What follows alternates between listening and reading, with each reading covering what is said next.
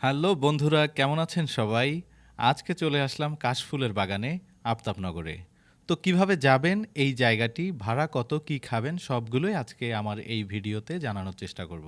শুরুতেই ঢাকার যেখানেই থাকেন না কেন আপনাকে যেতে হবে রামপুরা ব্রিজে। রামপুরা ব্রিজ থেকে আপনি চাইলেই রামপুরা ব্রিজ থেকে রিক্সা পাবেন। রিক্সায় করে সোজা আফতাবনগরের ভিতরে চলে যেতে পারবেন। আবার যারা বাসে করে যেতে চান তাদেরকে যেতে হবে মেরাদিয়া বাজারে।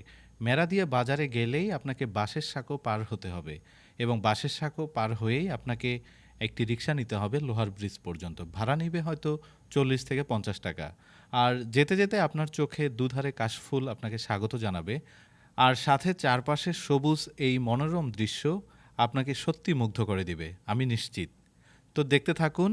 আর আপনারা চাইলে সবুজ ঘাসের উপর বসে এই সুন্দর দৃশ্য উপভোগ করতে পারবেন।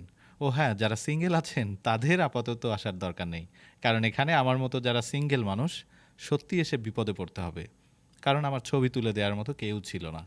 তাই একা একা দু একটা সেলফি নিয়েছি মাত্র।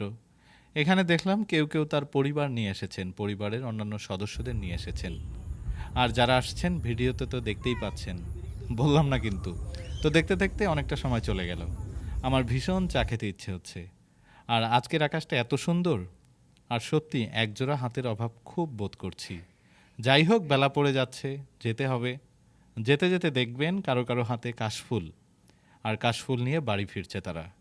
তো ভালো থাকবেন। কেমন হলো আজকের এই প্রথম ভিডিওটা অবশ্যই আপনারা কমেন্ট করে জানাবেন। জানি আপনাদের ভালো লেগেছে কি না, দুটোই জানি না।